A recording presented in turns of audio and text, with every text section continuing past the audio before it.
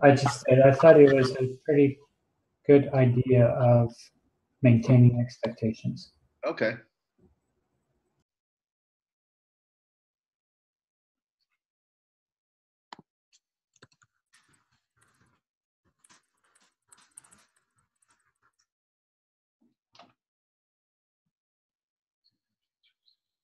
Great.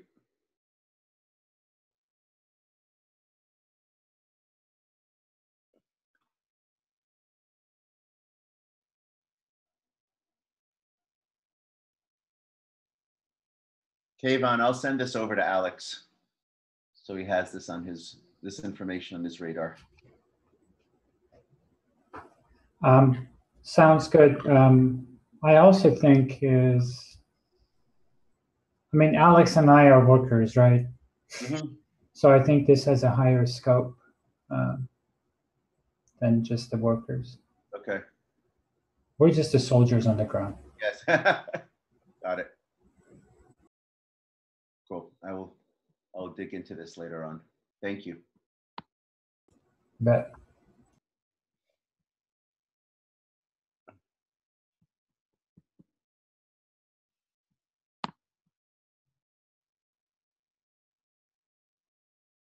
Well, while we wait, I see Nora and Rudy have joined. Good morning.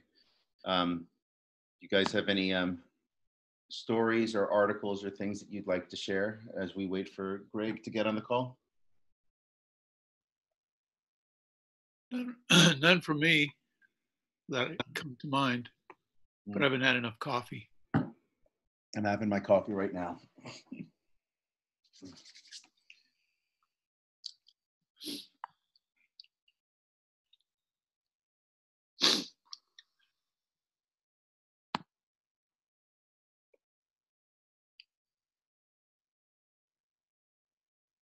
Fabian, I have a question for you. Please. If this gets rolled out as fantasized about and planned, would it be something that it would be fairly agnostic as far as to who used it? Could other networks use it? To do their streaming on? Like, could another cryptocurrency company use it? I think anybody who wants to listen to music could use it, much in the same vein of how Spotify or Apple Music work, or any streaming platform, anyone could use it. Is that what you're asking? Kind of. Could someone else have their own streaming service that runs on this? If they were to, you mean like taking the engine? I mean, the engine lives as, if I'm correct, it is a, what's the word that I'm looking for? It's, Jesus, guys, help me here. It's shared, it's free, it is open source. So the technology lives out there, or the diagrams and the code lives out there as open source. So anyone can go out there and use the instructions to build out this engine. Now, particular to what it is that we're building here, it'll have its own unique face and art and personality and unique attributes that that will be similar to other platforms, and at the same time be unique in and of itself. So the unique part.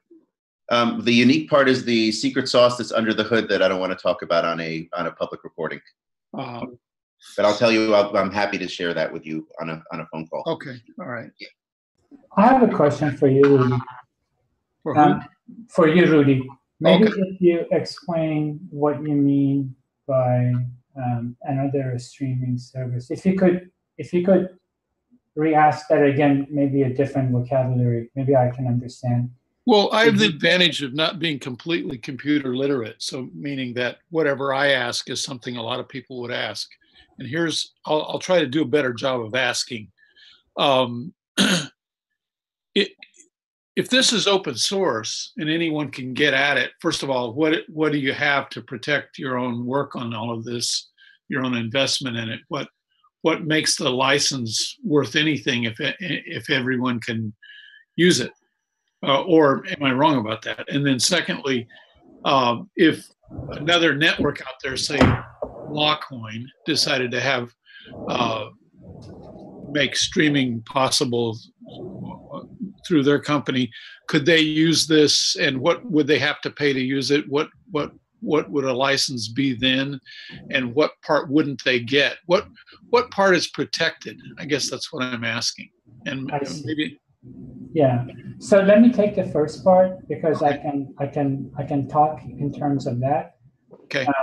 But as I was saying to Fabian earlier, I'm just one of the soldiers on the ground. I don't make those kind of licensing things that are above my pay grade. Uh-huh. So as far as the first part, I mean, some of the biggest companies in the industry, such as IBM, has gone open source. A lot of the product have been making a lot of money is open source.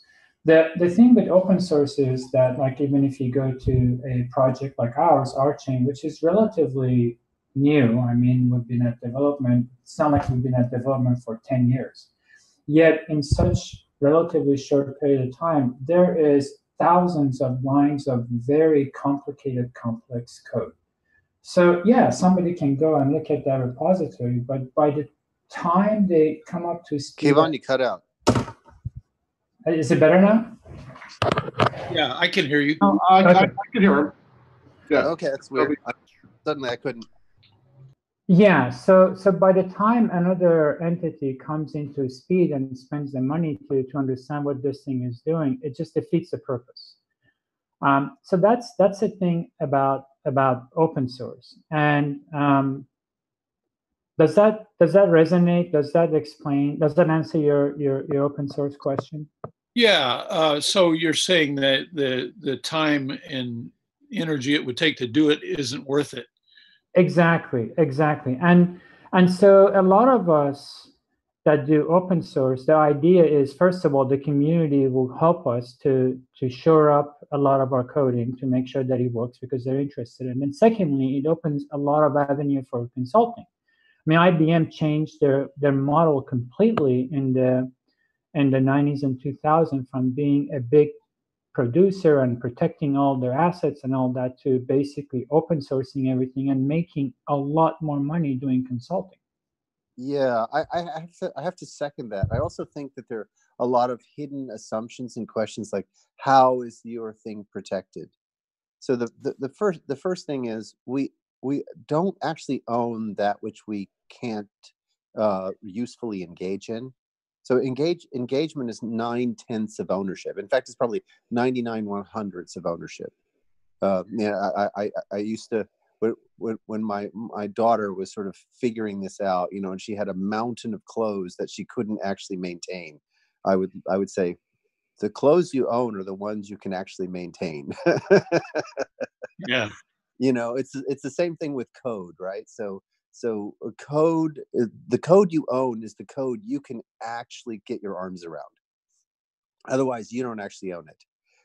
And I think we've kind of been hypnotized by this whole idea of protection, right? The whole issue that we're facing in the music industry is that we've got these kind of legal exclusivity arrangements, and it's locking locking people out and disenfranchising the very people that we want to protect.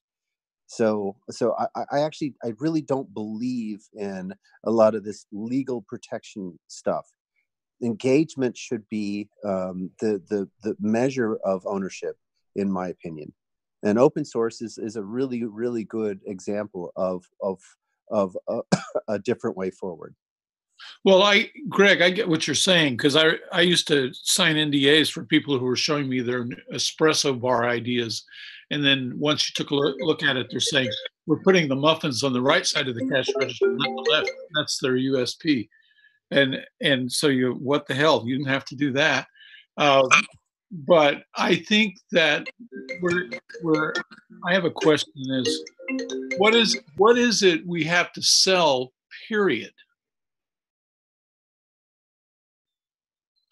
I don't mean to go from narrow to so wide it's impossible, but I mean, so you're asking, what is it we have to sell? Yeah. So when you say we, are you talking about RSong? Yeah. Okay, so there are several different things to sell, right? One of them is the ability to deploy your content, brand new approach to content, right? The ability to deploy an immersive content, right? So it's no other place is offering that currently, right? The other thing that we have to sell is the direct access to the audience, right? So the audience pays the artist, and the distribution platform doesn't take an arm and a leg. It takes what's necessary to support it, right? And then finally, what there is to sell is the network, right? So the access to whatever network effects we're able to generate, right? And these are all standard. They're par for the course. It's what it's like. If you think about it as a venue, right? You sell tickets, right? You can with your ticket, you have access to the venue for a certain period of time, right? So here, what we're selling is tickets to an online venue, right? And that has that grants access for artists to do certain things, and it grants access for users to do certain things.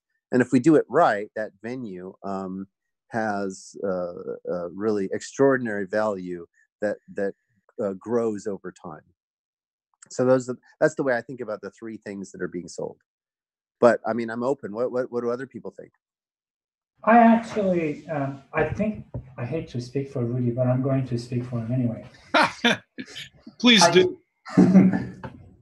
I mean, I totally agree with you, Greg, that those are the things. But I think one of the things that is not that's not helping us is we have to go with our song into places and tell that story. It doesn't seem to me like we have that sales script, so to speak, or the thing that it just talks for itself, or someone would look at this and inherently knows, oh, that's what I'm getting. Like, for example, if I'm going to an Uber app or Spotify or something like that, I have some intuition as to what I'm getting, and then I'm going to look around and then get some stuff that I wasn't expecting to get, or some services that are there that I didn't know. But yeah, let me interrupt. Sorry to interject, but let me just say that in the first rollout of this, we're not interested in selling to the end user. We're only interested in selling to the artist. And the sales pitch to the artist is very different, right? The sales pitch to the artist is three things. One, the immersive audio experience and all the other immersive technologies that they want to get their hands on, right?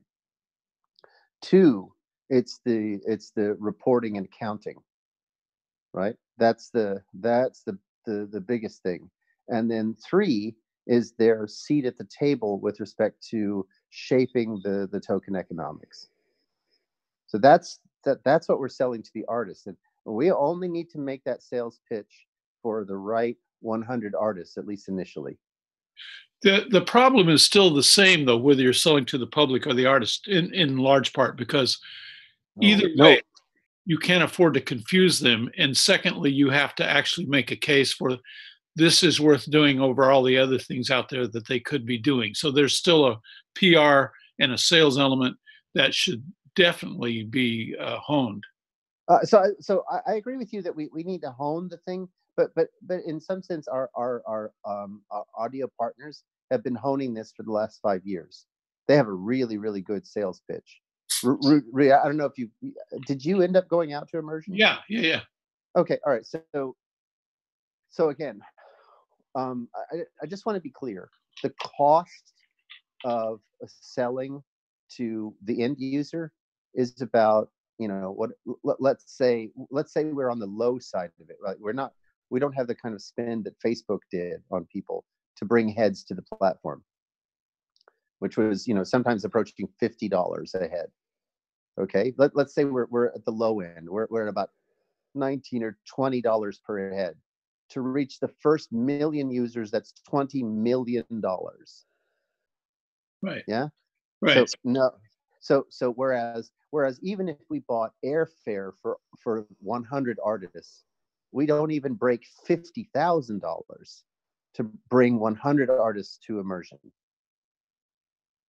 So no, it's a really different sales and marketing.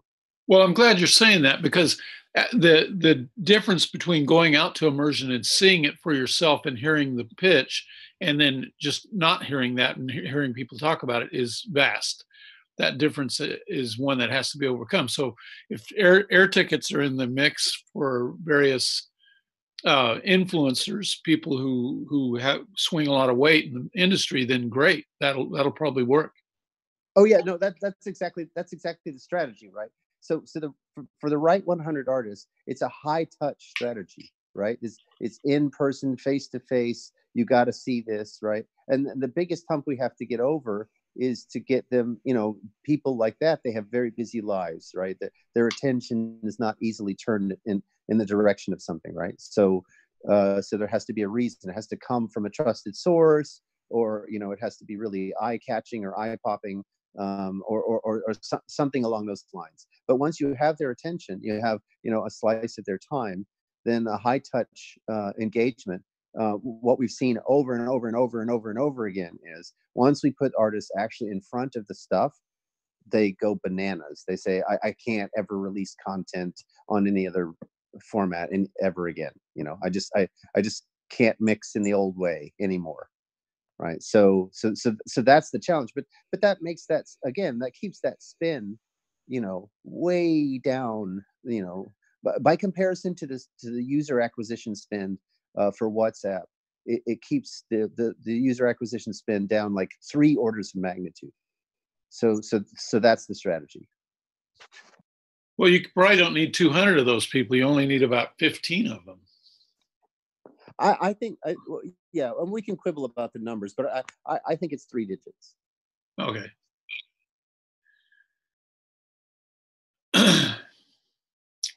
I really like the idea of the high touch, because it makes the development a lot easier to, instead of having to guess and automate a lot of the things that we're engaged in doing. If this is a high touch, that we actually have someone sitting with the artist and walking him through and making the case why we are good at what we do, we can also eliminate a lot of these onboarding efforts that we're trying to do. I agree with you in principle, but I think, again, they need to have some sense of confidence, right? If it's too fiddly for things that they would do normally, then they start to, because they're not very tech savvy in a lot of cases, then they start to lose confidence. So some of the development of the artist facing side turns out to still be very important. I agree. I totally agree. Thank you. Yeah, sure.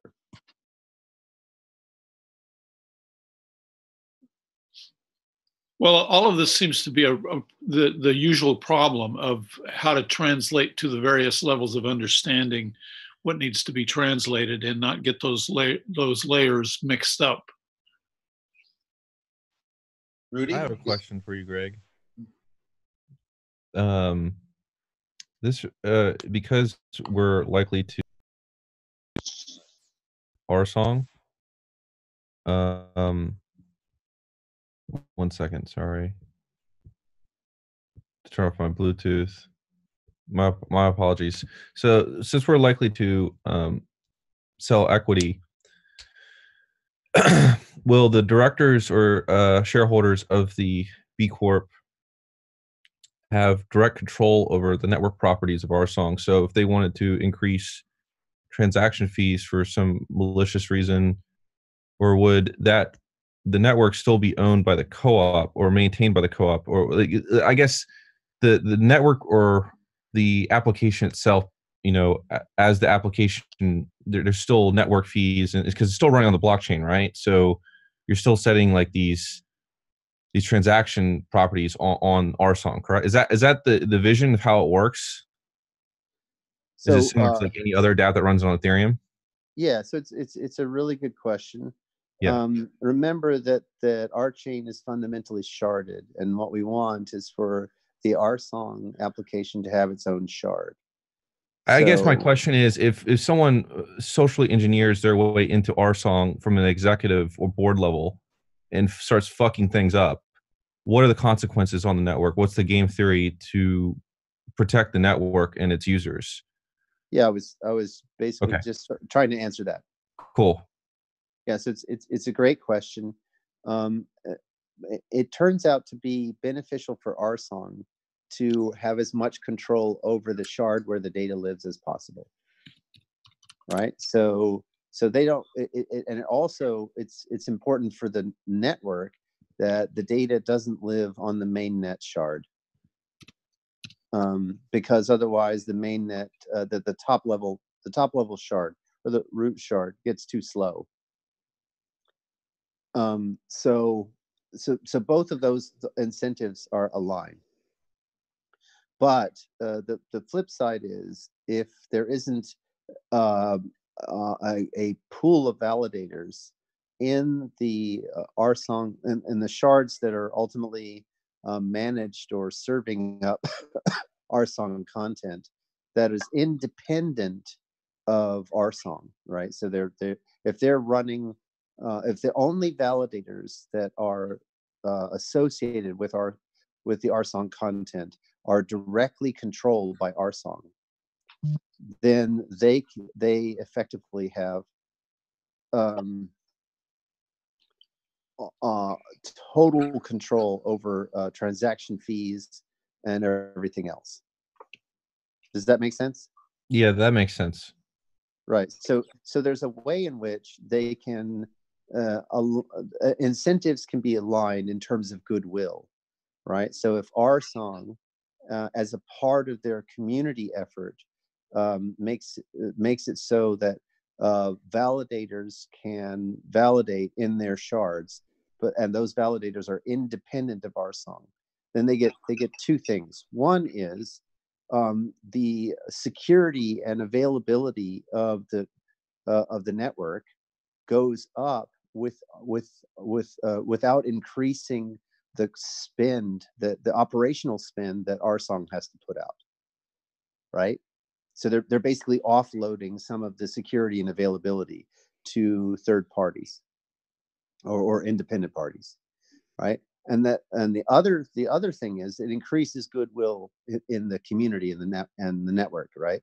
So what they do is they say, so think about it this way. Let's imagine that RSong succeeds, right? So RSong is, they're going gangbusters, which means there's this huge transaction volume in the RSong shards, and so it's very profitable to run a validator for the RSong shards.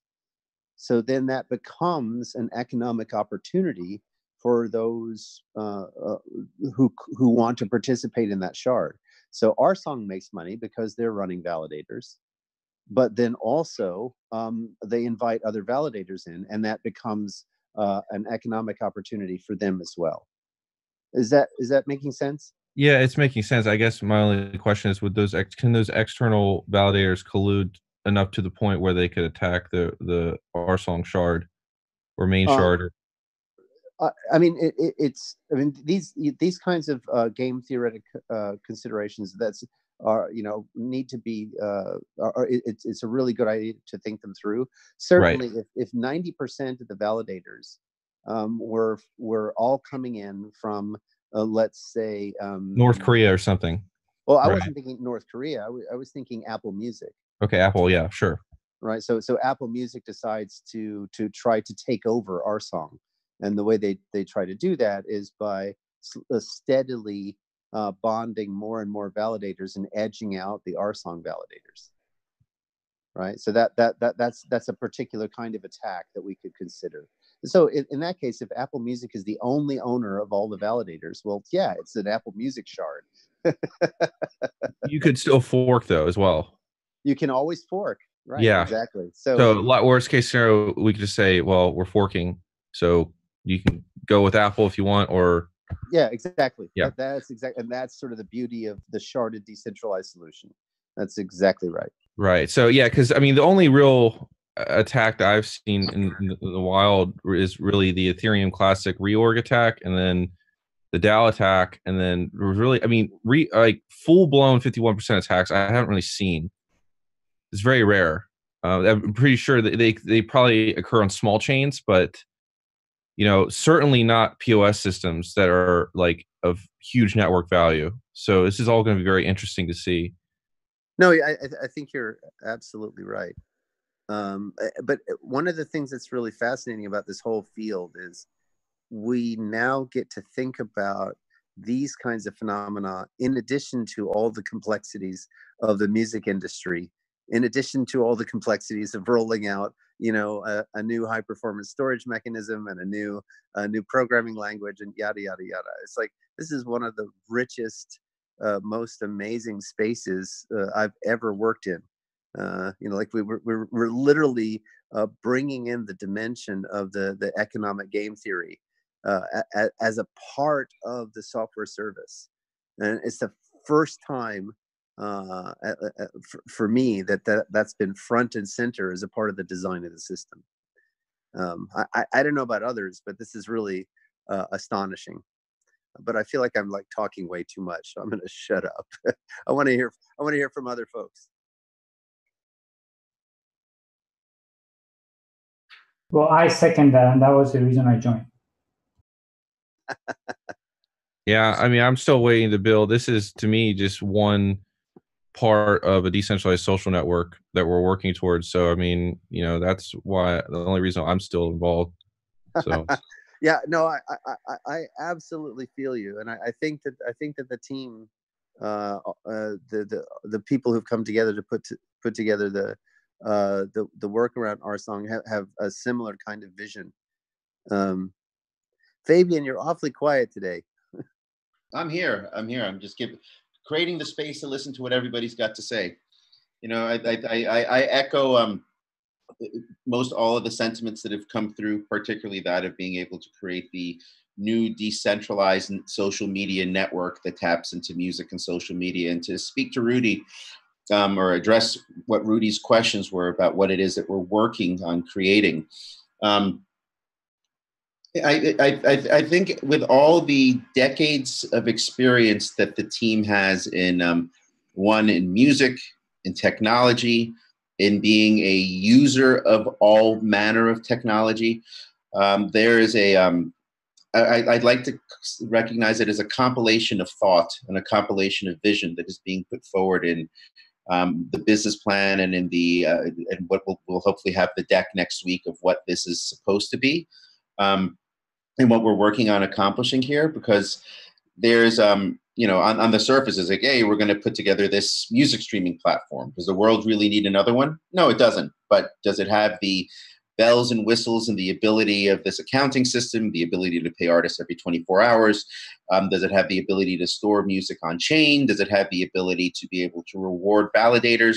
There are all these things that are stacking up around the possibilities of what we can execute, and it's really because of the think tank that is formed around it, and a lot of what the promise of the RChain blockchain is supposed to deliver.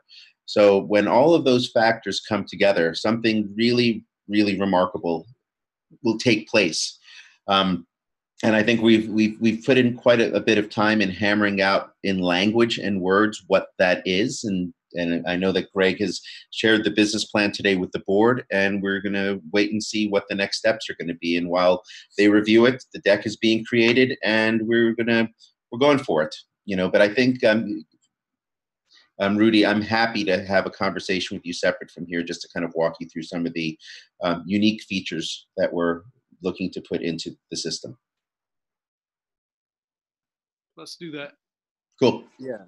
I mean, I always, so I very much agree with a lot of what you said. I always want to put a fine point on like Rudy. I like to be really crisp and concrete when it comes to the financial model. So what I encourage everyone to do in their discussions is, if it's an online offering as opposed to kind of in-person service or a good, then you really want to focus on that click to pay event. What brings someone to the click to pay event, right? How often can they click to pay? Why would they be motivated to click to pay more than once? So those are the kinds of things that are always uppermost in my mind. So you know, as we think about it, the other way to think about it is just this nice, crisp, you know, I'm sitting there. What brought me to this screen where I'm about to click to pay, and why am I about to click that button? and would I do it again? Well, Greg, I'm thinking of the conversation we had with the three guys the other day at Eastern Cafe. People have all sorts of levels of understanding, and we have to remember that we sit around in an echo chamber talking about this all the time. So to us, it's quite familiar, or at least parts of it are. I'm one of the outliers that doesn't get a whole lot of it. However, these people there, smart as they are, didn't get any of it to speak of. So it takes a while. You always have to keep reminding yourself of how you need to translate all this stuff that we're talking about. Oh, well, that's very interesting feedback, Rudy. You and I should jump on a call after this, but I'd love to hear the feedback that they didn't get any of it, because they were certainly I shouldn't nodding their heads vigorously and going, that makes a lot of sense. No. They got some of it. It's very similar to other conversations like that I've been part of. But it takes a while to get up to speed. They don't really understand quite how they would use it or who they would take it to or anything like that. But no, I shouldn't have said not any. That's the main thing, but not enough. Okay, well, I'd love to get some more feedback on that. Sure. Cool.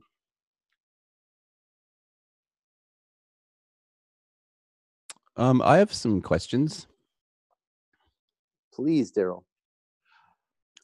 So I'm a little bit confused about both the short-term and long-term strategies.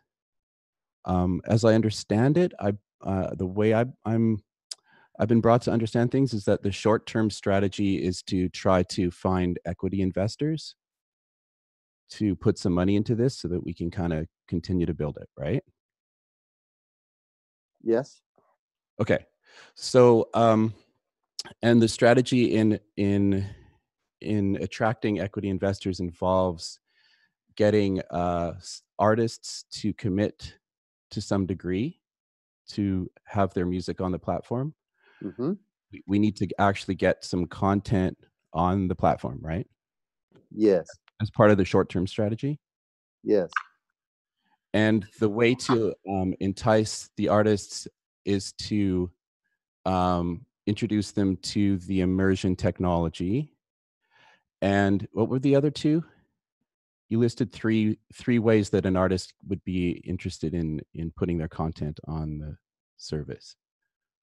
Yes. So the other piece is, you know, an understanding of the reporting and accounting structure, so they get to see the whys and the wherefores of how, when someone uses their content, they're paid, and what assurances they have that someone just can't rip off their content, right? So sort of special secret sauce that you and I know about, that addresses that.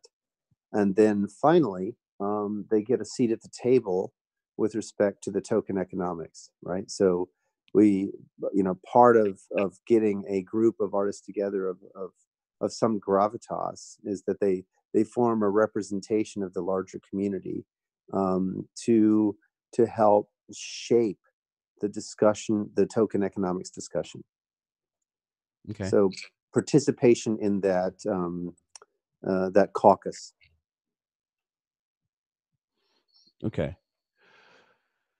Because the position I'm in is like, I would love to be able to call up my network of artists and labels and managers and people I've worked with over the last 30 years, to join up and and get excited about this.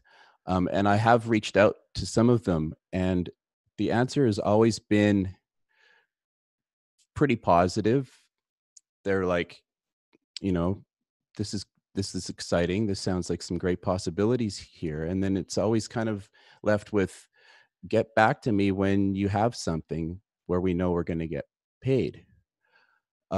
So I guess the trick for me is I'd have to somehow try to convince these people to get into this prior to knowing that they're going to get paid. And so this is one question I have is and I know this isn't the short-term strategy part, but it connects to it, because I would have to somehow explain to them how they're going to get paid and when it's going to happen, and if they're going to have to put their music on the service initially for free.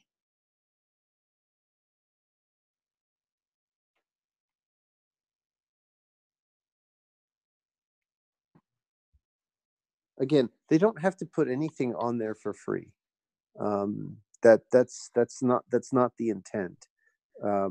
What we're talking about is being able to roll out their content in wider and wider circles of usage at the point. So it's, none of these things are like what's the word for it?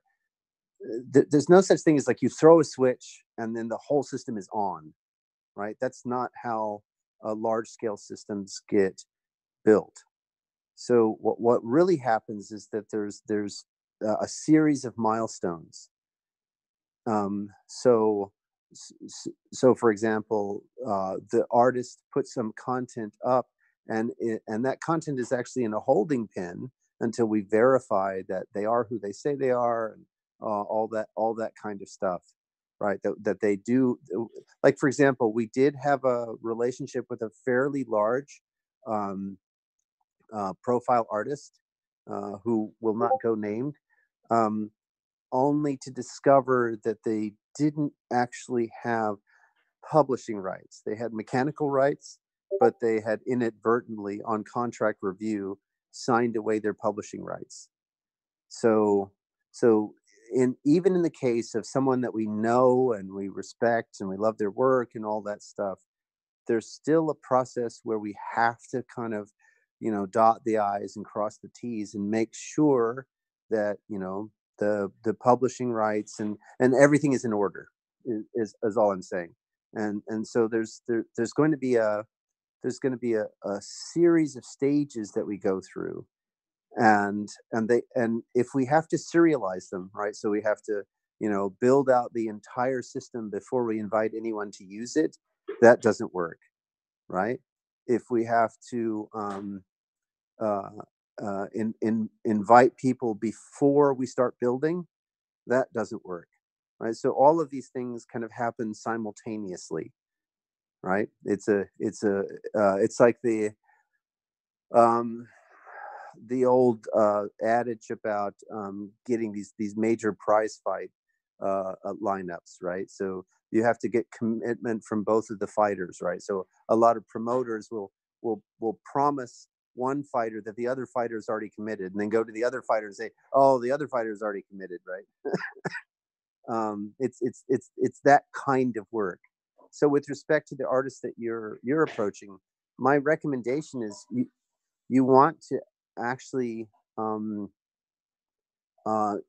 entice them or encourage them or whatever to come out to the immersion networks before they make a decision. Come and see what's coming down the pipeline, right? And that, I think, will close the deal. If you just show them the surface of RSong, that's not enough to close the deal. There has to be, and so one of the things that we've done is we've produced a lot of promotional materials from this past summer about what it's like to work with the immersion technology, that we can put into a certain kind of shape that we can share with potential artists. Does that make sense? I think so. the one area where I'm still confused about is like currently when listening to the 3 songs that are on RSong, there's a credit system, but it's it's basically just always activated. So it's people listen to it for free, and so I'm wondering if in the short-term plan is to get more content on RSong with that current model still in place. So it's still basically people listening for free. So we're not going to release a bunch of content in a way where artists are not compensated, and that can be done, and that can be that cat can be skinned in a lot of different ways. But what we do want to do is to have the artist involved in the tokenomics discussion. So at a minimum, what we can do is to modify the existing system so that by the end of next sprint, the new wallet can be utilized as a part of the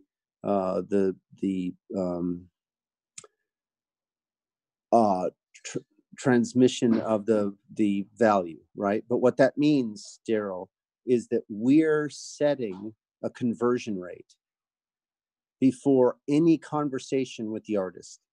We're pricing out their content, and that shouldn't be happening. Does that make sense? Yeah, I'm just strictly wanting to figure out how I can get commitment from the artists that I've talked with. Right. And so what I'm trying to say is, don't use RSong as it exists today as the sole sales mechanism. Don't say that you're going to be putting it up on that. Say that's a demo of what is going to happen. But what you need to see more than that is the immersion technologies. Does that make sense? And then we can give you materials that you can share with them under NDA. Okay, so I'm just picturing like the short-term plan of trying to get equity investors to invest in this seems, if I understand it right, seems to involve making sure that there's going to be some artists, some kind of key artists that have committed to be putting their music on the platform, or will the music already literally be on RSong? Can I say something, Daryl? You can get equity investors in the whole package without having anything at all up there. You can do it on concept. That makes it a little more hard, more difficult. But it's a whole different kind of approach than you would have to take with getting the artists. I hate using that word. The musicians on there. So Daryl, here's the way I would do it if I were the one in charge of this. It's, I'm not in charge. We're a team. We all talk this through. But if it were entirely up to me, here's what I do. We secure agreements with a certain number of artists. We as a part of the process of negotiating with those artists, we let them know exactly what's coming down the pipe, right? So they have a clear understanding of the plan, what's released when, and their part in it. And as a part of that agreement, they agree to give us a small percentage of content, right? Like a song or 10 songs, whatever it is, a small smattering of content. So then when people go to RSong, they see that there are 100 artists that have each released 1 or 2 songs on the platform. Then the next piece of the puzzle is when investors are doing their due diligence on RSong, they see, okay, RSong has these software assets, these service assets, and look, here they claim that they have all these agreements with these artists. Let's check that out. Then they go to the RSong app and they see every one of those artists have released enough content to prove that they're engaged. Does that make sense? Yeah. Okay. So So I would say that if it were up to me, you're like as part of the co-op, I would kind of land more towards what Rudy said, and that would be less focused on trying to do that, because I don't know how successful it's going to be to actually get these artists to make those commitments. And I would say that focus more on just a really good, solid business plan that kind of explains things really well. Yeah, so I hear you, but without demonstrated interest from artists, it's really, I mean, the linchpin here is that we're selling to the artist. So if we can't prove that we're successful at selling to the artist, it's time to go home. Well, Greg, here's the problem. Is that the artist needs to know that their fans can buy their stuff. So I don't agree with you. I don't agree with you that they have to know that it happens tomorrow, right? They don't need to know, because I know for a fact that when they were when some of these streaming platforms were getting off the ground, they approached the artist before the platform was entirely built, because you have to. There's no reason to build your network if you can't get enough interest to prove that the platform is worth building.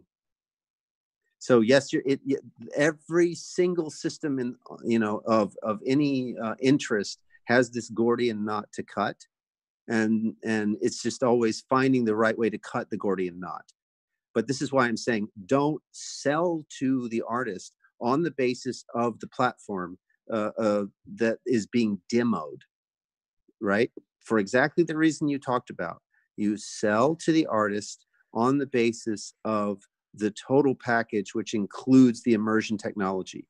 And this is what we've seen, and Nora has seen it herself, is the killer app that clinches or closes the deal with the artist. Well, Greg, I guess the question I have is, what kind of timeline are you looking at? Because I agree with you. In the best of all possible worlds, it'd be great to have all the performers on there before you go try to sell it to investors. But if you were to buy those air tickets now, let's say 100 of them, not even 200, get 100 air tickets, how long would it take you to get all these immersion? So I see what the disconnect. I'm not saying that we have to close those artists before we sell to investors. Yeah. Oh no. What you that's why you lay out the plan in detail, right? So what you say is, here's the plan. The RSong is incorporated. It has these assets, and now it's it's its own thing. And in the first in weeks, it has already landed these artists, right? So what the investors are seeing is a growth curve that is happening by RSong under its own devices, right? And so what they want to see is, in just a few short weeks, the value of RSong is already increased because they've already signed up so many artists, right? And the next week they've signed up so many more artists. The next week they've signed up so many more artists, right? And that's how you demonstrate that this is on a positive curve with some momentum behind it. Okay. Yeah. Okay, well, that's kind of aligning a little bit more with what my thoughts were then.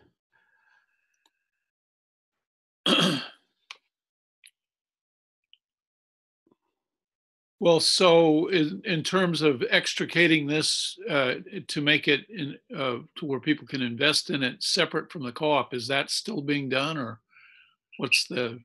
We're pursuing the incorporation, and and then exactly. It will be a vehicle on its own. Oh, okay.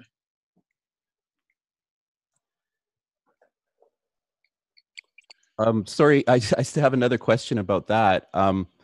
As you probably know, I have concerns about the whole kind of idea of the co-op being the parent, and RSong being a wholly owned subsidiary, and how that process is going to work. And and uh, and and to me, like, I think that both co-op members and equity investors alike would want to know a really clear definition of what exactly the co-op wants out of its child corporation. And so I'm just kind of wondering what the process is going to be for us to kind of really clearly define that. I think right now, Daryl, as the board just received today the draft business plan, it's going to be a matter of them reviewing it and the conversation beginning.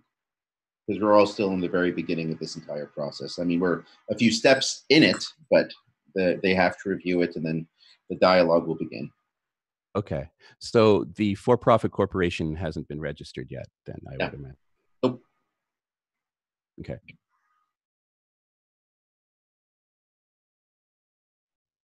Very good. So the governance committee has been lining up some process around exactly that, Daryl. And if you want to know more, I strongly recommend that you talk to Nick Maines about the process. Oh, okay. Thanks. Sure.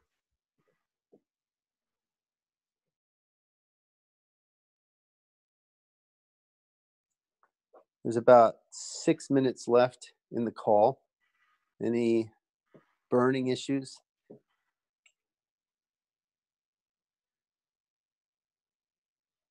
I'll just say that I can't wait to engage in conversation with the board around next steps and see what their thoughts are on the plan that we've proposed. Sure. Fabian, congratulations.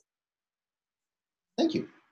I'm not sure if anybody said that at the beginning, but just saying it again. Right, I imagine you're congratulating me for getting married. Yes, and on general existence too. Thank you. Thank you. Still breathing, that's something. Greg, I'm taking a shortcut around your answering machine. When do you want to talk to me? Let me take a look. I was thinking maybe 10:30. I don't have a. Sure. I think. Let me see. Sure. Yes, 10:30 would be awesome. Okay, cool. I'll call you. All right, sounds good. Thanks. Bye. Okay. Well, we still have 5 minutes. I feel like there's some energy that we could close the call out with, but I don't know exactly what that energy is. We could close out with the hymn from what was that hymn from the Fireside Theater? Oh, blinding light, oh, light that blinds, I cannot see, look out for me, and then end the mass right there. I don't know. Probably not what you're looking for. Music is never not what we're looking for. Whoa, double negatives. You're my kind of girl right there. It's funny. My youngest son sort of went through his first real heartache and reconciliation. He and his girlfriend, they broke up temporarily for about 24 hours and then got back together. And in that time, we were, talking about how painful it is, and and I said, look, if you really, well, I don't have to go down that road, but one of the things I said was, I always cultivate this discomfort. I try to stay present to it and use it as one of those energies to get me to go practice. One of the forces in my life to get me in front of my instrument and working and practicing. And I just said, it and music always changes everything. And I ended up, like for me, music is almost is the answer to almost everything. Well, we left it there. I left the room, and 10 minutes later, I heard him, working on the songs that he's working on for School of Rock. It was a really good thing. here's something for him from a different world. If he's having that problem, just say, you need to move it over from checkers to chess. See what happens. Yeah, that's right. When you're stuck, increase the complexity. That's somebody else I know said that. That's actually Robert. Robert says that. If you're stuck, increase the complexity. Right. Widen the board. Yeah. All right. Well, maybe on that note we can end it, and I'll see some people in the staff meeting in a little bit. All right. All right, everybody. Cheers. Catch you next week. Bye, everybody. Bye.